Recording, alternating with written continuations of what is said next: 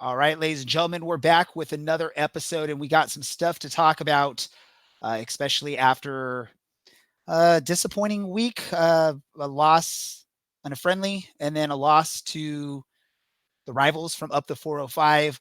So, yeah, definitely some stuff to talk about here, and we're definitely going to try and do that with you. This is the Orange and Black Soccer Cast. We are underway in the postseason, the first playoff game ever played in Orange County. It's a 1-2, Godoy. He's found a great ball into Voltson. Plenty of time. He smashes it home and doubles the visitors' lead. Thomas Voltson. Now Segber sprinting forward on the counterattack. A little handsy there, crosses it. Pineda, the extra pass. Seaton finishes. It rolls down to his left and burying aside. Well taken care of by the Orange County keeper. We'll leave it for Aiden Quinn. He'll strike towards goal, and it's gone in! An equalizer and a winner in second half stoppage time for Orange County off the left boot of Aiden Quinn. This is the Orange and Black Soccer Cast, the only podcast dedicated to Orange County Soccer Club, its fans, and supporters. Follow us on Twitter at OCSC_SoccerCast and on Facebook at Orange and Black SoccerCast. How's it going, Orange County? Welcome to another episode of the Orange and Black Soccer Cast, the first and only podcast dedicated to Orange County Soccer Club, its fans and supporters.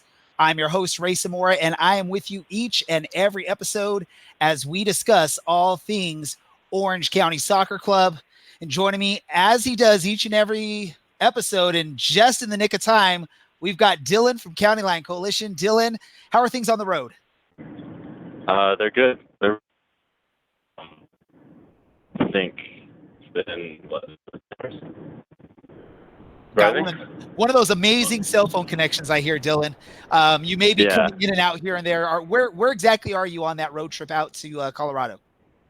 About 100 miles outside of Denver, Colorado. So you're sort of in the middle of mountains, so you're definitely going to probably be in and out here and there. Hopefully we'll be able to hear most of what you have to say.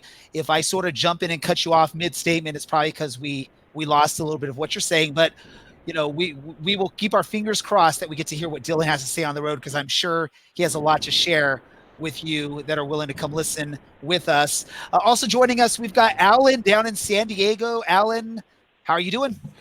Doing fantastic. Another great day of soccer today. So this is my nightcap of official soccer shenanigans. So I can't wait to get to it.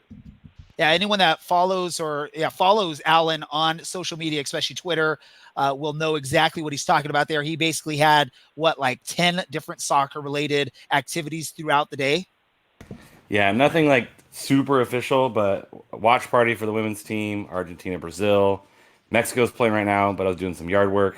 And then my nephew likes to play video games, and the game he plays is Rocket League, which is essentially cars and soccer. Yeah.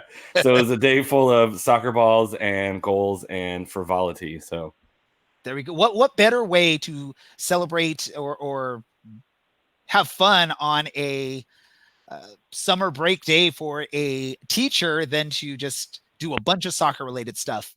And as you can see, for those of you on the live stream, I think Dylan just dropped out, probably hit a dead zone. We're going to have to find out what cell provider he has so we can find out what not to use while driving to Colorado Springs from Orange County. So we got some stuff to talk about, and mainly it's soccer, of course. We had two matches that happened since you last heard from us. A match that was a friendly against Liga MX, first league, whatever, Liga MX side, Club Tijuana Cholos. I'm going to defer to Alan because he's the San Diego native. He's closer to that. I don't even try to pronounce that full name. It's a crazy long name, as most things are in Liga MX, but we just refer to him as the Cholos. It's basically the top tier of Mexican football in Liga MX. They have divisions, but the Cholos are last season was a playoff team in Liga MX. Awesome. And being that was a friendly match, a chance to see maybe some players that we don't get to see too often, see some new strategies. We had the introduction and the first action for 2 new players that had just joined the team over the course of a few days leading up to that match. And ultimately, when you look at the match, that one, and then the other match we'll talk about, which is the LA Galaxy match, or LA Galaxy 2, I don't know, maybe that friendly match was the better of the 2 matches, just as far as the action on the field. Yeah, the scores, I think both matches ended, with Orange County down 1 goal at the end of the match. But when you can do that, I know it's a friendly and I know it's preseason for Club Tijuana. They still put up a good fight, and even their coaching staff had that to say after the match. So we'll definitely get into all those things. We'll talk about that. And then, we'll get into some shenanigans later on. Again, hopefully Dylan gets some good cell service somewhere there in the mountains of, I would assume, Colorado, if he's only about 100 miles outside of Denver, but we'll see what we got going on there. So let's go ahead and do this, Alan. Let's talk about this Club Tijuana match. It's going to be difficult for you to really talk much about it because you weren't there. It wasn't streamed. There was nothing available for fans that didn't come to the stadium other than maybe following the club's social media. I was there. I was trying to tweet as I was trying to take notes, as I was talking to other media members, because you can speak with Alan. It's very rare that you get multiple media members at the stadium for match. But again, because this was Club Tijuana, you had some of the local newspapers. I think it was like the Daily News or the Daily Pilot or whichever one it was. There was a gentleman from that paper that was there. Chance for me to get to talk to him and learn. He's been covering soccer since the 70s. So I was trying to tweet, take notes, write an article, and all this within the confines of no USL Match Center stats that we come to rely on when we're watching the USL Championship matches. It's all just sort of take some notes. If you forget it, you're not going to be able to go back and watch a replay later. So that's what I was doing. But I will say this. From what I know, and I know nothing about Club Tijuana, but from what I know with some of the other media members there that cover both local soccer and Club Tijuana, they put out a pretty strong side, a lot of starters. Again, still preseason, their second preseason match. But it's Liga MX, it's their starters. They're good players. Even if it's their preseason, these are players that on paper are better than the entirety of the Orange County Soccer Club roster. When you just look at on paper what's expected out of those teams. Orange County put out a decently strong side, but they did rotate here and there, which was expected. Patrick McLean got the night off. Liam Trotter got the night off. Harry Forrester got the night off. Leonardo got the night off. Other than that, though, a lot of mixing in and out of some players. There was actually some of the U23 players out there for the match, and there was also a trialist out there for the match, which was pretty interesting to find out. Dylan has made his way back onto the line. Hopefully he doesn't hit a dead zone really quick, because Dylan was also at the match. So he actually also got to see some of what was going on in the Club Tijuana match. Dylan, what are your thoughts on how that match just shaped up and what we saw out there from the mismatch hodgepodge or whatever you want to call it of players out there? I actually expected it to be a pretty big beating Club Tijuana. But I thought we actually held our own pretty well to get that most of the starters played the first 30 minutes. And that was kind of where the most quality for Orange County was. But I think it's pretty obvious that the Club Tijuana players weren't fit in any way. But even then, some of the trialists and the U23 players, they played pretty well. Definitely made cases for themselves to be considered maybe later on in the season for the club, where we are in the playoff race, and before we're going to get a little bit older, and hopefully that's it. And I think we got Dylan going through one of those dead zones again. So, but I think he was sharing some of the same thoughts of what I was sharing about that match there. It was interesting. I wasn't expecting as strong of a team out there for Orange County as we ended up seeing. I was expecting maybe I don't know, a few more bench players in the starting lineup and maybe getting some of the starters some run late in the match when there's really either a close match and you're trying to maybe get a tie against a quality squad, or just it's the end of the match. You're just trying to run it out, give them a little bit of run for some training exercise.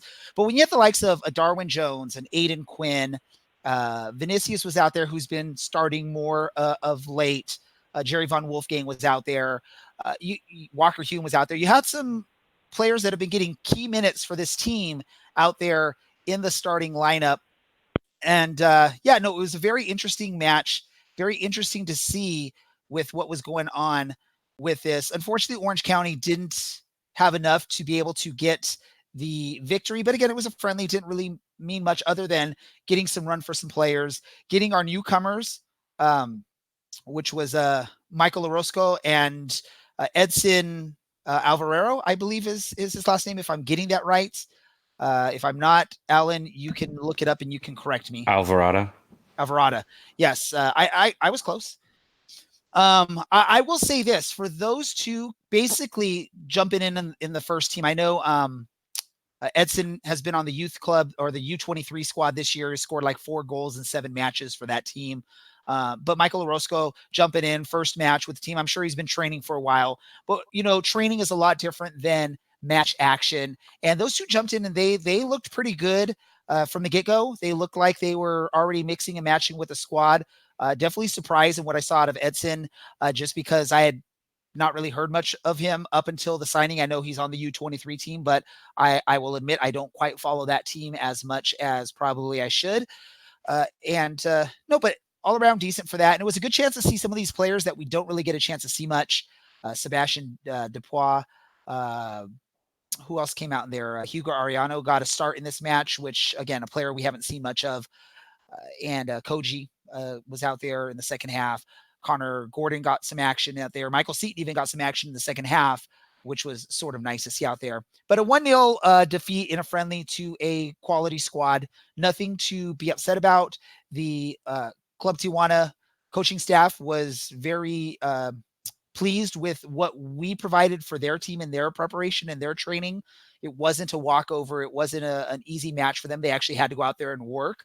And their victory came thanks to a penalty that was made. So ultimately, we didn't give out any open field goals. It was a penalty. It was an obvious penalty in the box, so there's no complaining on this one that the refs got it wrong. I know we tend to like to critique the refs. It was a nice little flick over the defense, and the Club Tijuana player got it. Hugo Ariano just basically had to make a dive to try and at least stop him from getting a shot, took out the player's feet. Luckily, no cards given, probably because it was a friendly. Maybe in a competitive match, we would have seen a yellow or possibly even a red. But I think the ref was trying to avoid cards whenever possible in this, and they got the goal there. Unfortunately, because it wasn't televised and there was no official stats being taken, our fantasy soccer plan for the match sort of took a dive. We couldn't really say, there was no goals, so there was no obvious, okay, let's give that guy something for goals. There were a few shots that Dylan and I could remember were shots, but then you sort of feel bad if you're going to give them shots, but you can't remember any other shots and things of that nature. So we ended up just saying, let's just give it players that started or make appearances. We'll give them the points for that, which didn't really affect the outcome regardless. I don't think Alan was going to catch up to me on that, but You mean I wasn't going to get like 10 saves that game? And I don't think Cervantes had 10 saves. No. I think he had maybe a couple, so Yeah. even wouldn't have helped too much on that. The other thing with the Xolos, I believe like 8 of the starting 11 from the friendly started in the playoffs last year for Xolos. So you're seeing some good players. The goalie Lahoud has been called up to the Mexican national team from time to time. He's a little bit lower on the depth chart. Obviously, he's not with the Mexican national team right now. He's made a few appearances. He's kind of on the edge, like 4 or 5 maybe. Phenomenal goalie in Liga MX. They're talking about probably selling him sometime soon. But you did see quite a few of the Xolos playoff team starters. This wasn't like, I wasn't sure who they were going to bring, and I looked at the lineup versus the Leon game in the playoffs last year, and I think there was 8 players who appeared in both matches. So if you showed up, you were treated to probably a really good game. It seemed like there was a lot of people. Saw some pictures of the lines getting in, and it was busier than I think I've ever seen Orange County line before the game starts. So that was really cool to see, and I think it benefits Xolos, but it also benefits Orange County to get some more eyes on the team. Yeah, and I will probably say, and if Dylan was on with us, he probably could agree with me here. It was probably about 90 to 95% Tijuana fans, about 5 to 10% Orange County fans. A big omission there at the match. There was no County Line Coalition. Maybe one or two members of the supporters group were there. I think I recognized a couple. I was sitting up in the press box, which is across the way. So, and I don't have binoculars when I'm up there, so I can't tell you for sure. But it looked like there was a couple familiar faces out there in Section 9.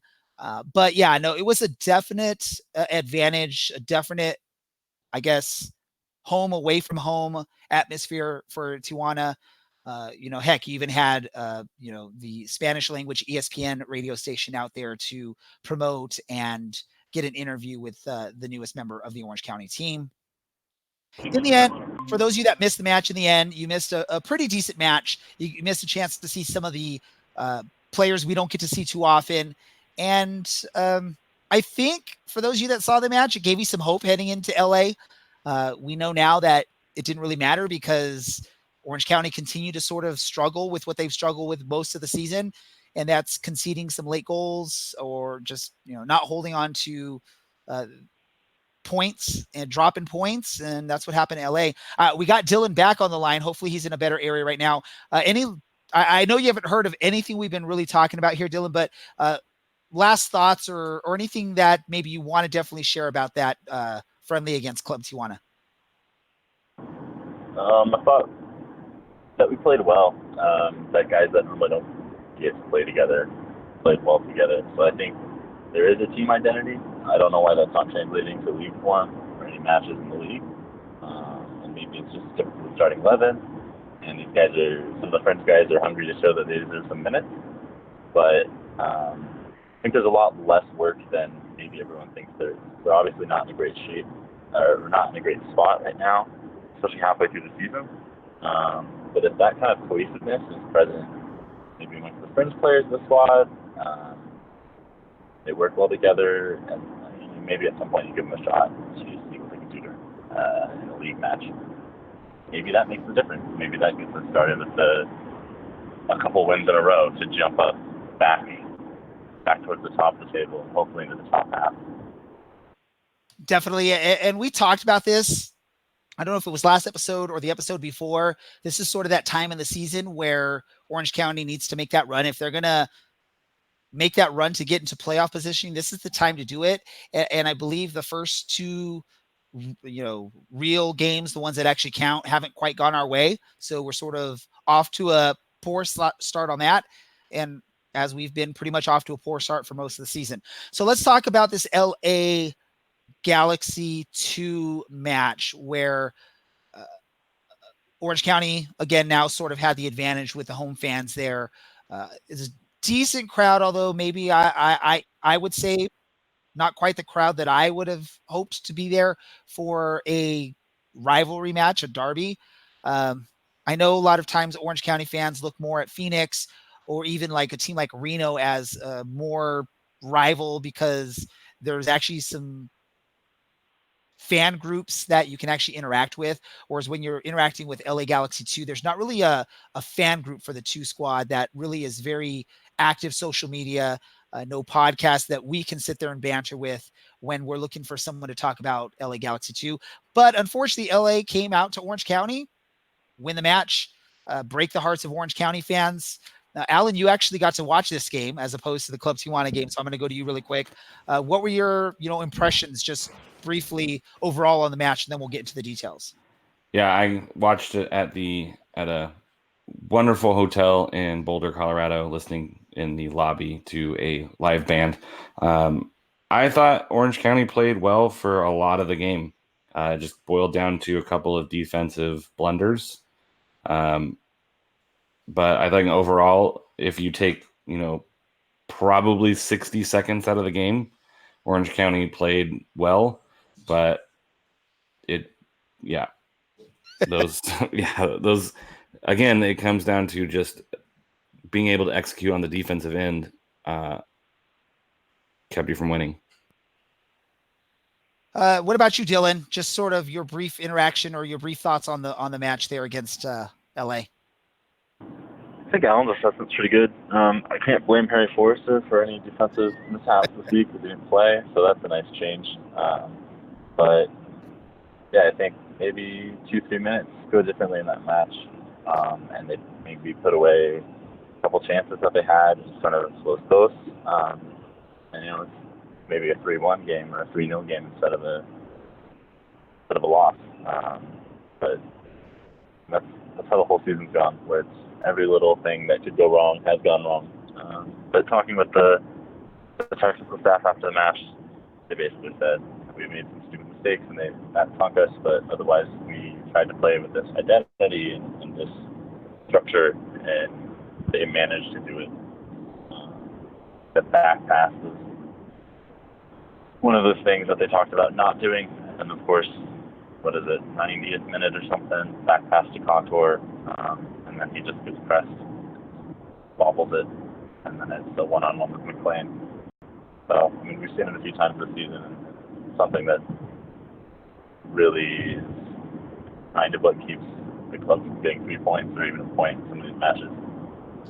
Yeah, no, definitely. And as you're speaking, gentlemen, we do have the highlights going on our live stream for those of you that listen on our podcast. If you watch us live, we do show some images, video highlights, and whatnot. Those are all courtesy of, the video is courtesy of USL Championship Productions or USL Productions.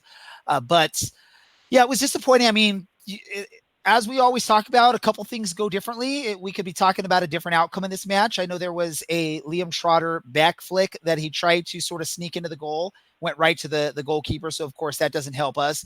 And, yeah, like Dylan, like you mentioned, that back pass that probably shouldn't have been made because the pressure was on right there. The back pass to Owusu Ansah Contour.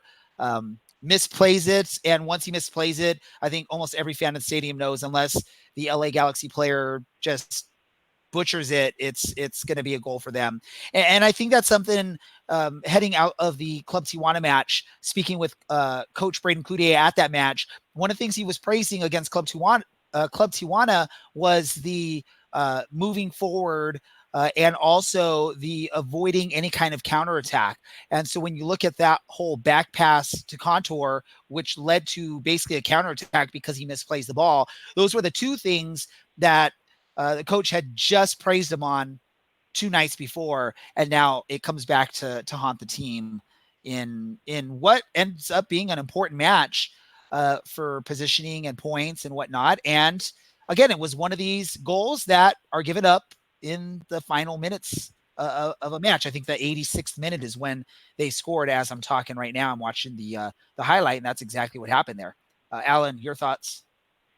I think the other thing that is frustrating about that is Contour even tries to foul him, like grab him and tackle him, and doesn't even manage to do that. Like, like at that point, yeah, take the yellow card. That would have been a red, but yeah, take it. Yeah, I mean, it's still 1-1, and we've proven that we play better down a man, I guess, in the past. I guess so, yeah. But it was pretty heartbreaking to watch that whole sequence happen.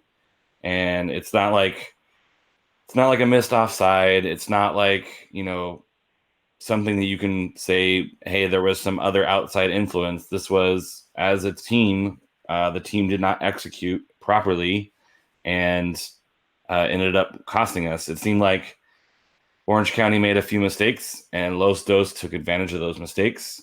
It seemed like Orange County is a little bit snake bitten in front of goal right now. Like looking back some of those highlights, there's that Trotter shot that the goalie just gets his hand on as it comes back across his body. There were some like really close, really amazing chances. McLean played really well in the first half. Made some awesome saves in the first half to keep Orange County in it. So it's like leading up to that point, I'm like, hey, this is a good game. Things are going well. And we just didn't execute a couple times, and Los Dos took advantage of it. They looked like the more seasoned team to take advantage of those mistakes. Usually you expect that from the team that's, more experienced players. You don't expect that from a younger team. But in this instance, there's a couple of opportunities that Los Dos had, and they took advantage of them. And there's a couple opportunities that Orange County had. They took advantage of one. That Vinicius goal was great. but there was just so many close chances that just need to end up in the back of the net. And I think maybe it's a confidence thing. Maybe it's a luck thing. That's what's terrible about soccer, is that you can be the better team for 85 minutes, but it only takes 2 or 3 for the other team to win. And I think that's evident. Both this game and the Portland game was like that as well. We had really good stretches of play and just a few minutes of brain fart, head not in the right place, bad luck, bad bounce, and you end up with losses instead of draws and draws instead of wins. And that's kind of how the game's going right now for Orange County. It's a little bit rough, but it's not like they're playing poorly. They're just not playing well for all 90 minutes. I think that's what the Danny Crisostomo quote was. Like, we've yet to put together 90 minutes of really good soccer. We play 85, and there's like 5 minutes in there that isn't good. And that's what the losses are coming from. That's where the draws are coming from.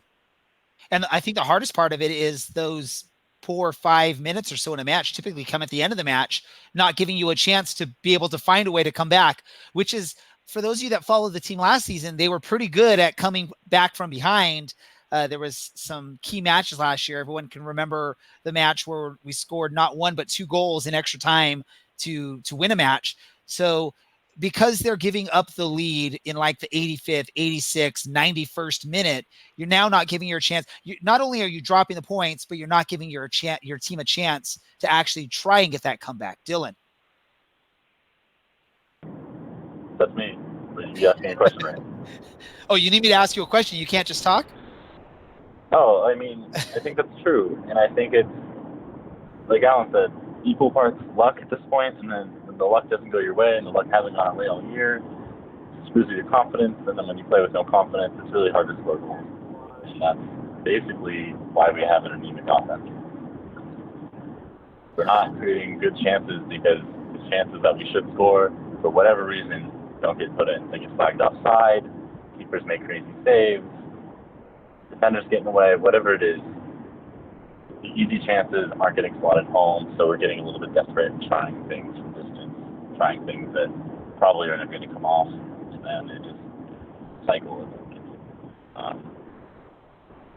But the 34 weeks, and really all you need to do is get to 10th by the end of it. We should really be aiming higher. We're definitely underperforming. I don't think anyone would argue against that at this point. But really all you need to do is get to 10th. If you have good form going into those last few games, you can probably carry that pretty deep into playoffs. So maybe this is the time they turn it around. Playing Colorado is going to be a really good test for them. But I'll let you segue into that in a few minutes. Well, and that's the wonderful and amazing thing when it comes to soccer, especially when U.S. soccer with these playoff atmosphere scenarios, is if you can enter the playoffs as one of the hotter teams, you can easily make the run. You have to win 5 matches now when you're on fire. Like, if you look at Phoenix's run right now, if that's the run Orange County can get in at the end of the season, I mean, then the news is great for Orange County, right, Alan? Yeah, and I mean, ideally, you're shooting for 8th because you want to, or 6th. You want to avoid the play-in game. But I mean, at this point, USL playoffs, take anything. Right? USL playoffs are crazy, and I know it's a cliche in sports. You just got to get in, but you just got to get in. Like, you can't win playoff games if you're not in. But if you're in the playoffs, literally anything can happen. USL, 1 week to 1 week, teams that shouldn't beat teams are beating teams, especially if it's not like a home and home and it's a one-off. You're going to get these crazy, you're going to get a lucky bounce. You're going to get a 2-1 win when you shouldn't have won. I mean, just look at the Open Cup. The Open Cup is a great example of teams who probably shouldn't beat other teams beating other teams just because it's a one-off. And I think if you can get kind of hot toward the end and ride a hot hand in, and you can make a decent run if you're clicking toward the end. You don't want to click right now, and then you get some injuries and things start falling apart and you limp into a playoff match where, like I said, one and done. You know, you've seen some of these top seeds. What was it? Cincinnati last year. Like Cincinnati's supposed to win it all because they're the best team, but you know they run up against a Red Bull team that just happens to beat them on that day. You know, maybe 8 times out of 10 Cincinnati wins, but those 2 times might just happen to be the time they play. So Orange County needs to fight to get in, and then once they're in, they're in. I think they maybe need to look a little bit more. They talk about that team identity.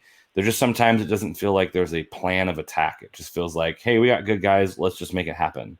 As opposed to like, hey, this is the setup we're going to have. This is the attacking approach. This is what we're going to be doing. Sometimes it feels a little bit like guys just trying to use their talent to win a game. Yeah. Whereas you look at some, you know, right now you can't do that anymore. Like USL gets better and better every year. You just can't go out there with good players and win anymore. You have to have an identity. You have to have an attacking identity, a defending identity. And right now, it just doesn't feel like that's always the case. And Koji Hashimoto spoke about that a couple games ago, where it's like, hey, we do these balls over the top all the time. We need more patience. We need more patience. We need to hold on to the ball and build the attack. And looking at some of the ways we've been attacking lately, it's kind of been the case. It's like we just try to rely on the fact that Darwin Jones is fast and Michael Seaton can get some heads on the ball. But when teams are keying in on that, you have to be smarter and you have to build and you have to break teams down. And I don't think Orange County is doing that quite well right now. So let me ask Dylan, is there someone you could name as maybe a man of the match for this match?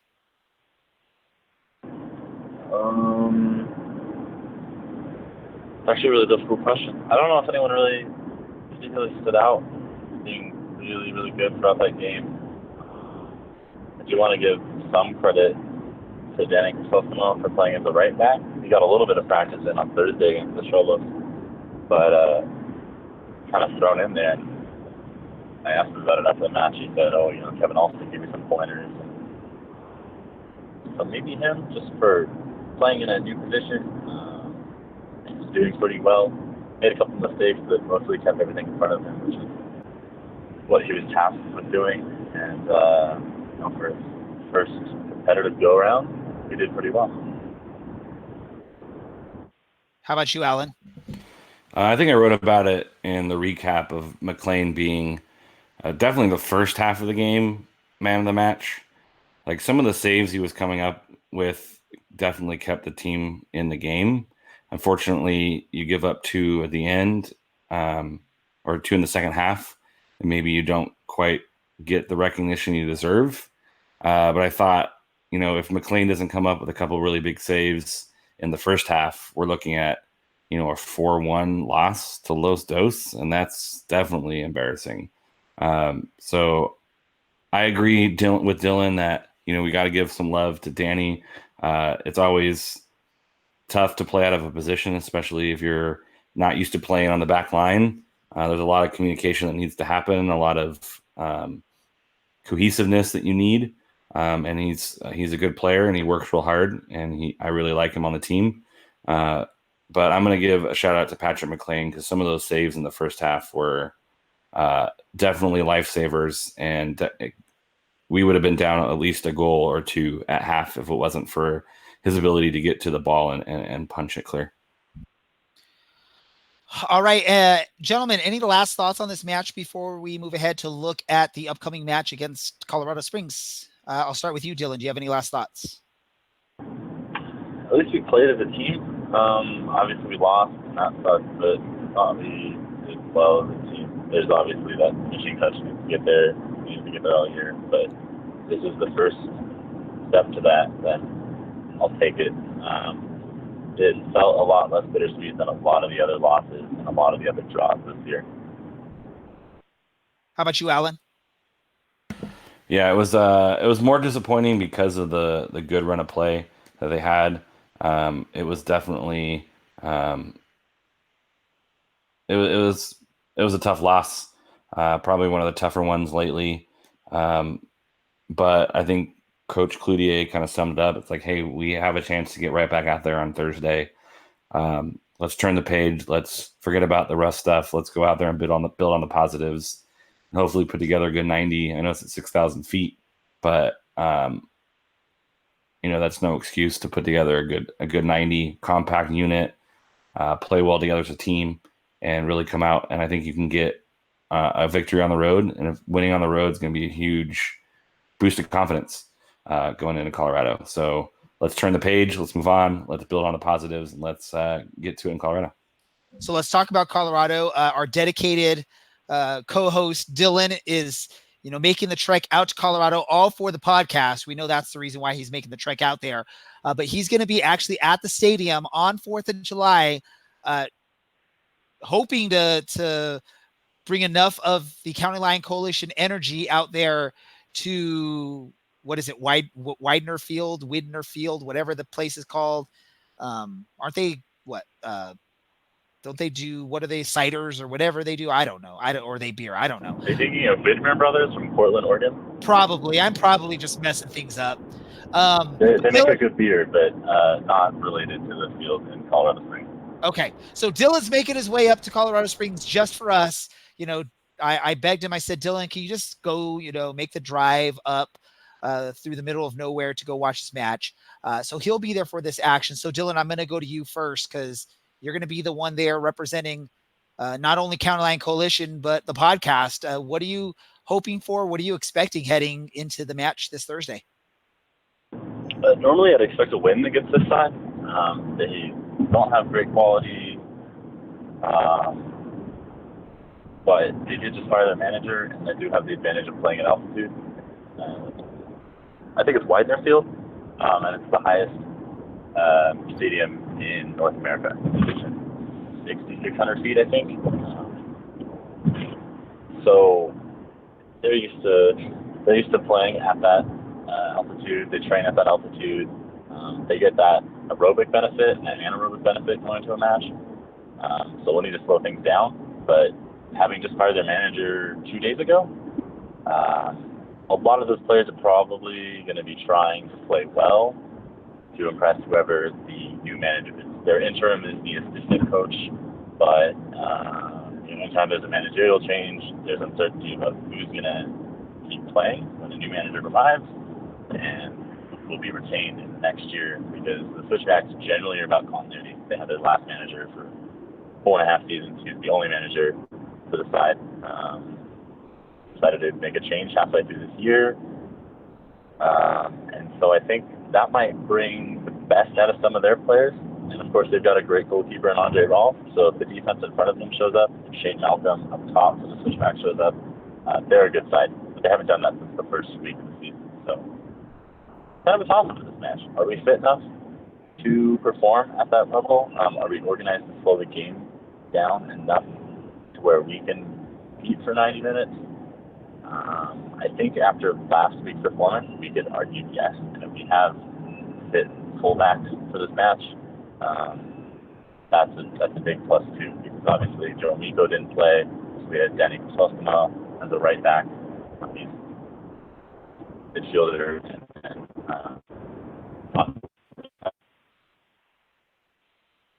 Oh, we lost him again through some of those mountains. So I'm going to jump to you, Alan. Following up on what Dylan is saying there, is it a pro or a con that Colorado Springs has recently fired their manager and are now under the leadership of their assistant? Yeah, you usually see kind of like a revigoration of a team after they fire a manager, because sometimes oh snap, things are really serious. But Colorado's a team that, before we played them last time, it was, hey, we might not win this game because they're playing really well.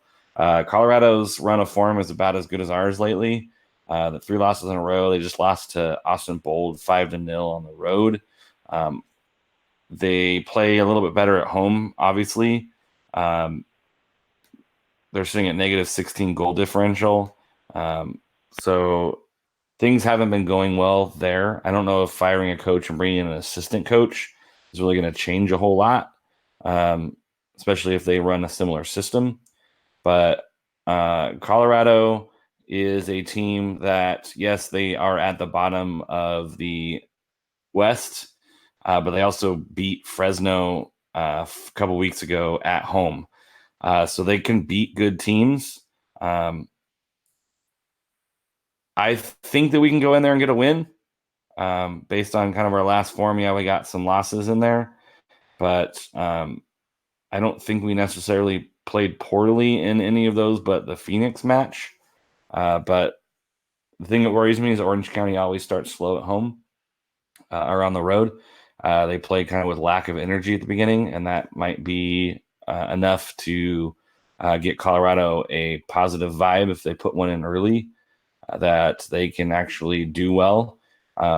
So I think if we can get through the first 30 minutes without conceding, I think it gives us a really good chance going forward as far as our success on the road. Like I said, we don't play terribly well on the road. So this one does worry me because it is on the road against a team at altitude. It didn't look too great at Phoenix. We are 0-3-5 away. So it's one of those look for a draw and hope you can nip a win. But I think if we can walk away with 3 points this one, I'd be extremely ecstatic, even against a team in the bottom of the West. And if Dylan was on, I'd ask him about, is he excited to potentially see Andre Rawls in goal? He was a fan favorite with Orange County last season. A lot of Orange County fans were hoping he'd be back on our club this season. But just like Orange County's been struggling for most this year, I think Andre Rawls hasn't been having the greatest of seasons this year. I think the last match, I can't remember, but he gave up quite a few goals. Was it against in the most recent match, Alan? Is that correct? Austin Bold, it was a 5-0 defeat. Yeah, not what Orange County fans remember from Andre Rawls. So you never know. Maybe there will be a keeper change just because he's not in great form. I'm sure that'll disappoint Dylan and any other Orange County fan that was hoping to see him, even if it's just on the ESPN Plus stream. If you don't watch many Colorado Springs Switchback FC matches, this was your opportunity to do so. I would love to see Andre Rawls succeed, just not against us if he does play in this match. Hopefully he has another match like he did against Austin Bold, giving up a bunch of goals. What is I know you say, Alan, maybe going with the mentality, get a draw, but if you can get a win, that's a bonus. Are we getting to the point of the season though where we can't go into matches with that mentality because we're getting past the halfway point? We now need to really strive for full 3 points every time. Or are you looking at it as we've been struggling? Let's walk before we run. Let's get a point on the road before we focus on trying to get 3 points on the road. I mean, as a fan, you always want 3 points. Like the fight for a draw mentality is never something as a fan that you want, unless you're like a lower level team playing one of the top level teams, like Tacoma playing Phoenix. You're going to hope for a draw, and if you can get a win, it's great. Orange County should never be should never feel like that way, especially as a fan. You shouldn't feel that draws are acceptable. You want the 3 points all the time. We have enough talent on the pitch to do that. As a practical standpoint right now, is looking at our record, looking at the way we've been playing on the road, I think that you set up your mentality. Like, if I'm going to watch the game, I'm going to watch it as, if we walk out of here with a draw, I'm going to be happy.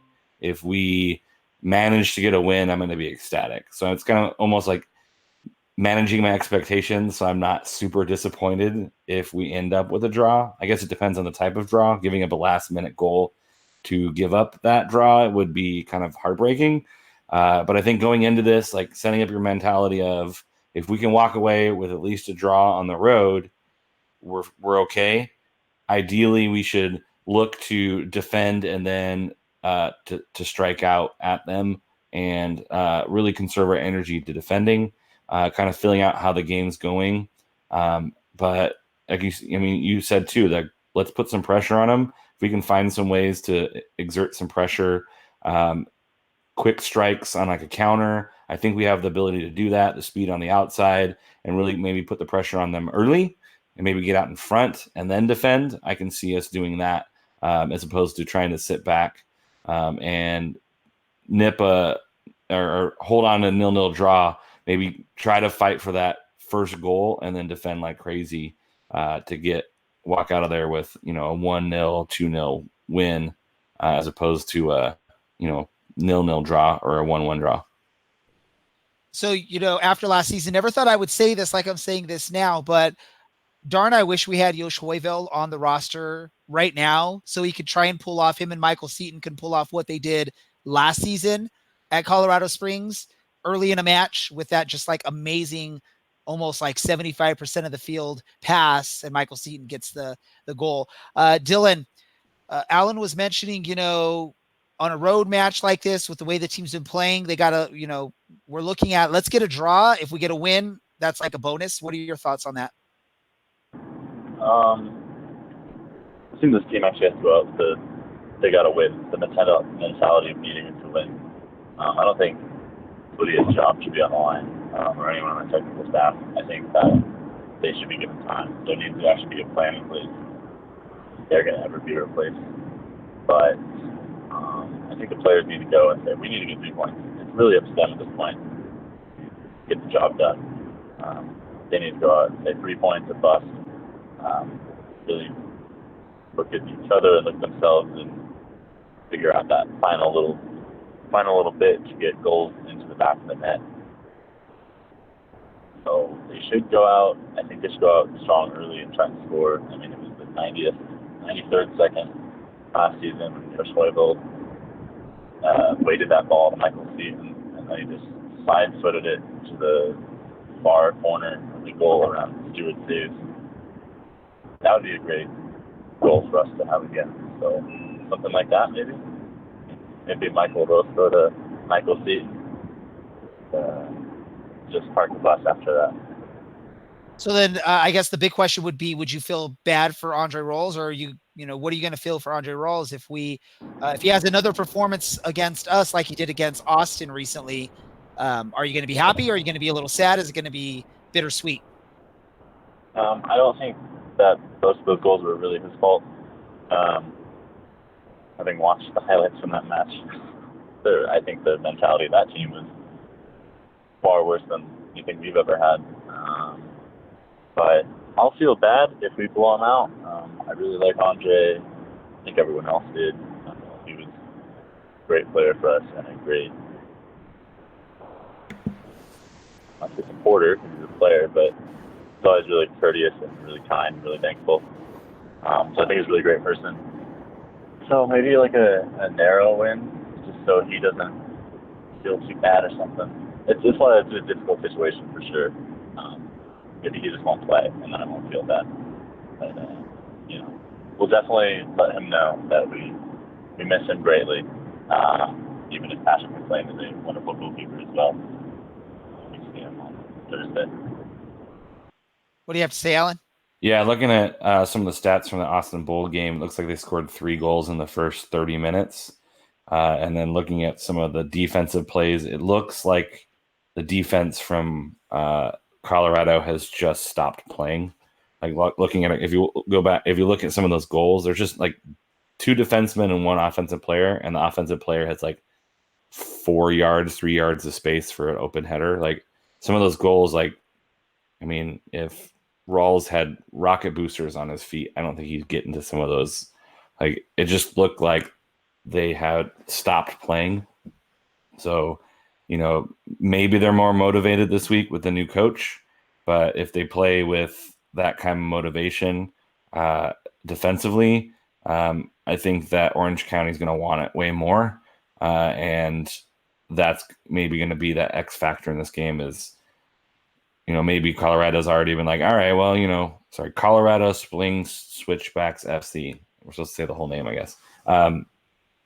If they defend the way they defended last week, it's, Orange County is going to have some chances to do some damage because they're just going to want it more. And I hope to see that. I hope to see that kind of fire and determination to get that win where Colorado looked like they were just kind of over it and going through the motions. So maybe firing the coach might not be a good thing because it's like, hey, you fired our coach mid-season. I guess you're kind of saying this season's lost. And we're going to pick it up next year. So that's what I'm hoping for. I'm hoping for some pressure on the outside. I'm hoping for maybe an early goal to set the mood, and then kind of play the game in a way that allows the game to come to you, not exert yourself too much, but really kind of punch and counterpunch against the Colorado side that looks like the highlights where it was Austin was playing like it looked like Colorado had their speed turned down on FIFA. Just lack of defensive intensity, just guys getting to balls that shouldn't have had space to get to the balls, having tons of space to get there to put it in. All right, let's do this for a matter of time because we still want to get into some random thoughts, some other soccer things to talk about. Let's do our quick game predictions. While we have Dylan still on the line and he's not in a dead zone, I'm going to go to him first. Dylan, what is your prediction for this match and who is the key player? I'm going to bus and then catch them trying to get a point at the end on a counterattack. I think Michael Roscoe will make the difference in this match. He jumped right in, and he's been really solid since all that time he spent training with the team before his announcement. Did a lot of good. There's no getting him up to speed like it was with George last year. It's just straight into the side and straight into good performance. And also, thank you even climbing up to the Dwight Eisenhower tunnel right now. There's lightning, so who knows what will happen from here on out. Hey, quickly, can you tell us that score again? Because you got cut off right when you said the score. 2-0. 2-0. Alan, what about you? Yeah, I'm feeling a 2-0 victory as well. I think getting that clean sheet is going to be great too. As far as players, I think Michael Seaton needs to get a ball in the back of the net. When he sees that happen, I think we go on another good run. I think that's kind of what set it off the last time he scored. After not scoring for a minute, it really kind of kicked the team off. I think Darwin Jones being on the field is going to be really important. He was kind of when he's on the field, the team just looks different. So I think maybe a DJ to Seaton goal early on in the match sets the tone, and maybe a nod to maybe a Chrysostomo who took one for the team last week to play on defense. Maybe he gets something a little bit late to make him feel good about that sacrifice. I'm going to go with a 3-0 Orange County, and I'm looking for a big match from this guy right here, Mr. Aiden Quinn in the midfield. We need a breakout from that guy. That guy's been sort of struggling. He was a key piece last season, and I know he's missing his center midfield partner there in Christian Duke all this season. I think once Christian Duke comes out, it's definitely going to help Aiden Quinn's game take another level. But I'm hoping in this match, knowing the importance, knowing that this team really at this point needs a win. I'm hoping not just him. I'm hoping other players like a Michael Seaton, like a Michael Orozco, like Patrick McLean come into this match just focused, knowing that Colorado Springs is sort of on the ropes. They're ready, just one like good punch and they're going to be out. It's like basically, I don't know. I can't remember an old Mike Tyson opponent that just got knocked out in like 10 seconds. I'm feeling like Colorado Springs is sort of that opponent. Like if you can give an early just knockout punch to them, they're going to go down. The game's going to be over. Hopefully that's what I'm going to see there. And we're all going to see there. And it'll be a good 3-0 victory for Orange County. So, what always happens when we're all so confident in the score, what typically happens, hopefully we buck that trend there and it comes out that we were all pretty close on this. Let's get into some other soccer related stuff. I know there's a bunch of soccer stuff to talk about. Again, Dylan, you're on the line right now, so I'm going to go to you first. Is there any soccer news you want to talk about? Yeah, today's officiating in the England-U.S. World Cup semifinal was garbage. Not ever same calls. Just the refs are bad at all the levels, so at least there's that. There's no hope. Even with VAR too. And the VAR for the offside goal, you don't go over and check, but you check for the penalty, and then it's either a denial of a goal scoring opportunity or no card. So it's either a straight red or no card, and then it's a yellow, and then it's a yellow when someone gets hit in the face on the U.S. But then Lindsey Graham throws herself into two separate England players and then only gets the yellow the second time. Oh God, I don't understand. That took away from what was a decent game. and then just like fell apart in the second half. So I stopped to watch it in Utah, and I regret the hour and a half that was spent doing that. And then, of course, you're in Utah, so you have like watered down beer while you're sitting there trying to watch the match. So you paid full price. You paid full price for watered down beer if you bought a beer in Utah. I did not buy a beer in Utah. Like a 2.5% Budweiser. So the Red Bull, that was the nice drink. Yeah, that was I didn't get to really watch much of it. I only watched parts of it, but I was listening to AM 570 on my ear while I was doing work at work, because that's what you do at work. Not everyone's like Alan that get the summer off, or Dylan get forever off for the most part. I actually had to work, and so I'm listening to what like Fred Rogan, Rodney Pete, and them are talking about the match, and they're like all confused as they're like talking about the penalty. Or no, not the penalty, the offside. England scores a goal. They're all excited about it. And then they're just watching the ref make gestures. They can't understand what the gestures mean. It took them like a minute to figure out that the goal was waved off. And then I heard them mentioning on the penalty, they were sort of saying it was like a makeup call because there wasn't much contact. I didn't get to see it. I'm just sort of quoting what this local sports radio was saying. So, yeah, it just seems like maybe we should change our podcast. We'll be like the, Refs Suck podcast or something like that, because that seems to be always a topic that comes up for us. Oh, also, Alexi Wallace sucks in every way imaginable, and he should never open his mouth or be in front of the camera ever again. Ooh. Hot take, but not Someone a hot take. hates America. Everyone agrees with that. No, I just hate Alexi Wallace greatly. I concur. Alan concurs, yeah. It's a Women's World Cup. There are hundreds of very knowledgeable, phenomenal American women who can comment on soccer. And you have to bring in Ginger McGee, who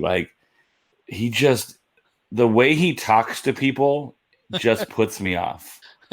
Like, just the way he's the guy who's like, I know everything and you know nothing. And then he just is so condescending to his co-hosts that it's been very off-putting listening to him commentate. If only you know what you're talking about, Alan. I don't, but I also I know it all. I know it all. So you better listen to me, right? No, I'm joking. Yeah. I didn't watch the match, so I don't know what exactly you guys are talking about. I have listened to him a few times commentating. Yeah, not the biggest fan. It is what it is. Yeah, I watched it at Petco opened it up today to do a watch party.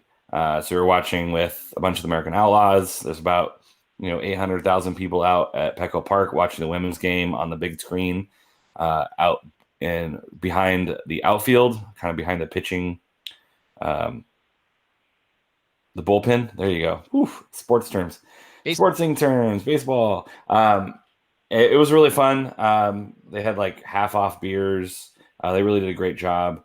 The penalty call, it was being hotly debated between the people watching. And it's one of those denial of a goal scoring opportunity, I guess. It was the England player's backswing of her foot caught one of the American players, which created the contact. It was the offside thing too, even as American fan, it was so close. It's Spirit versus Letter. Yeah, she's off. Spirit, come on, that's it. Without VAR, that's an onside goal. It's a good goal. With VAR, it's just wear shorter boots, I guess, and you'll stay onside. Wait till the moment that someone just has a very long nose, and that's what puts them offside, and then people are going to start complaining or something. Alan will love this one. When Luis Suarez played for Liverpool, opposing fans, especially in Manchester, would chant, Luis Suarez, your teeth are offside. So, it's already been done, right? Okay.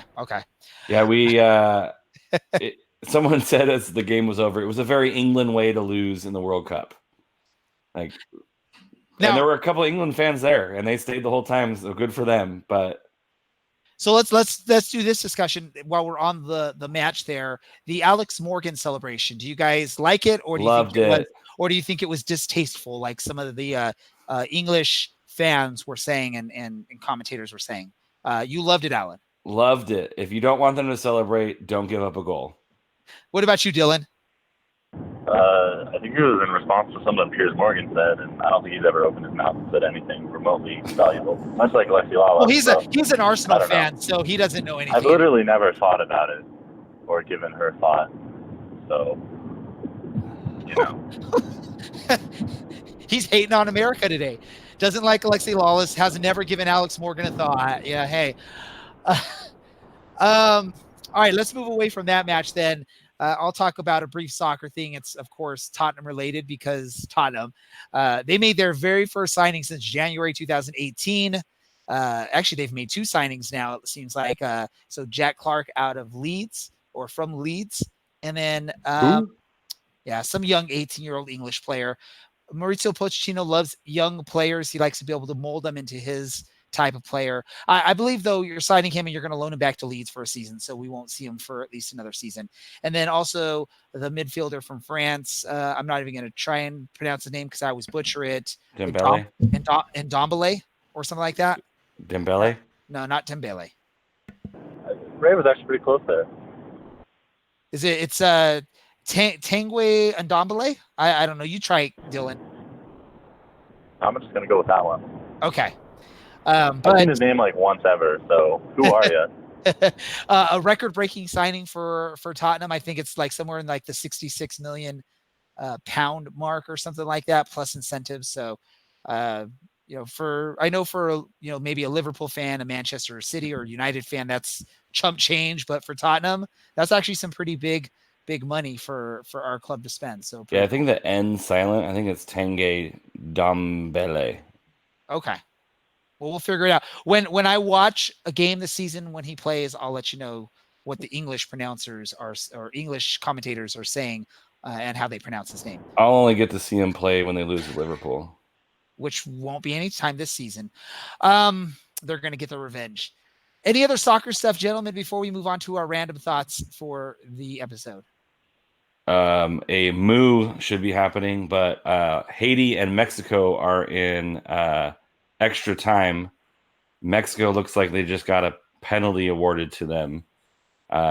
So it's taken extra time for Mexico, El Tri, to get by Haiti. I'm rooting for Haiti in this one. Such a hater.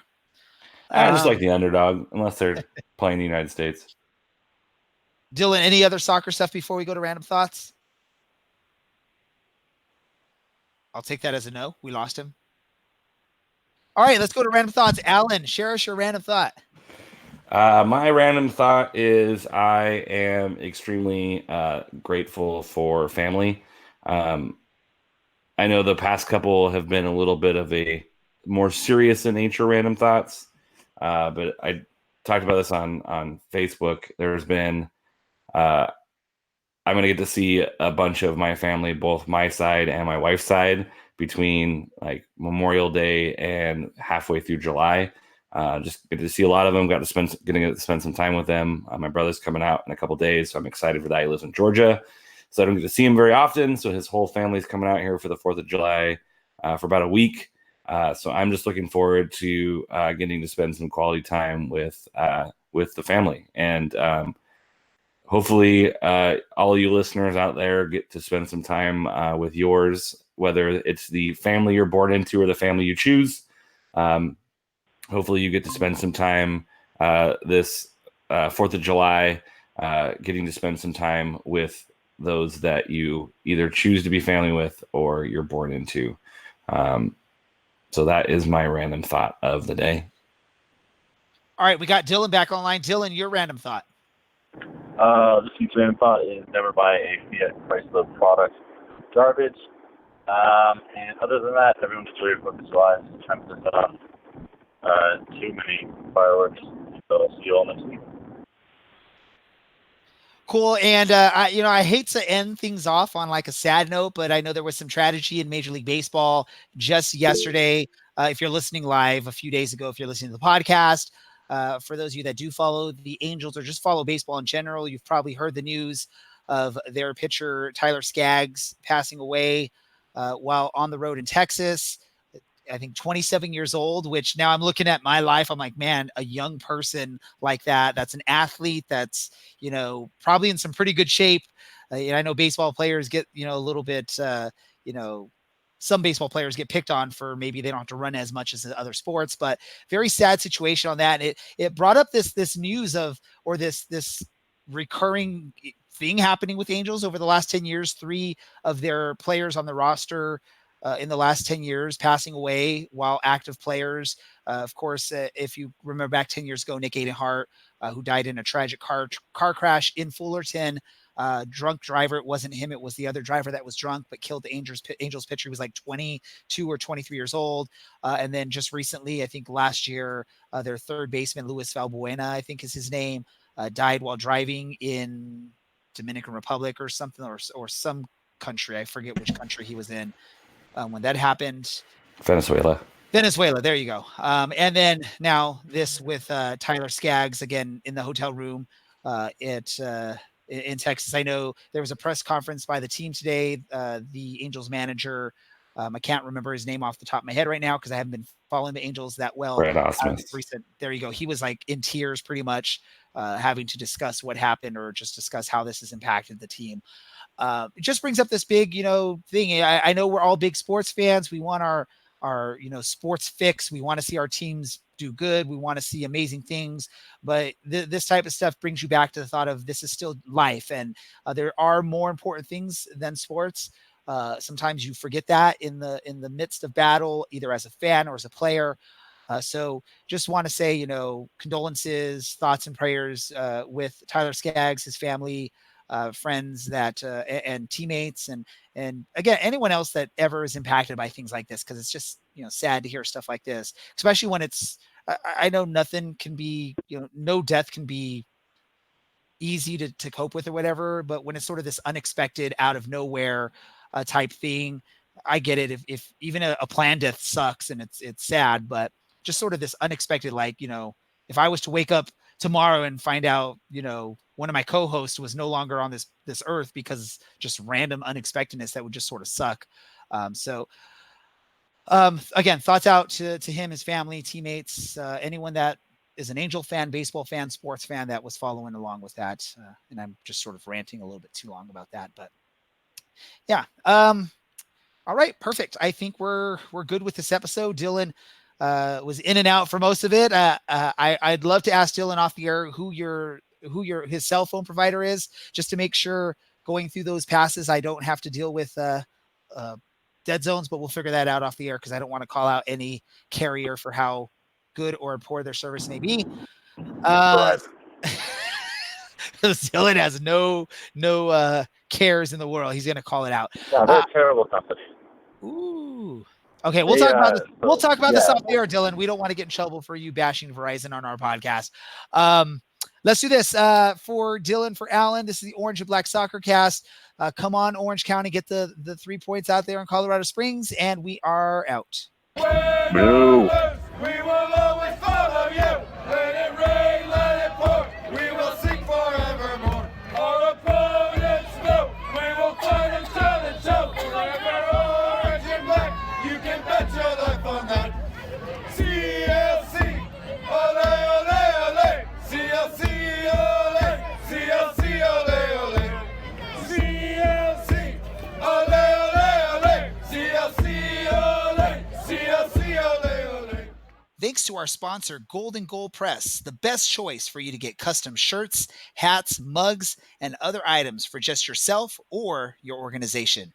Check out their amazing products at a fraction of the price of other places at goldengoalpress.com. Also, thanks to Ruffneck Scarves, official scarf supplier to the MLS, USL, and US Soccer. Get custom scarves for your group or team at ruffneckscarves.com.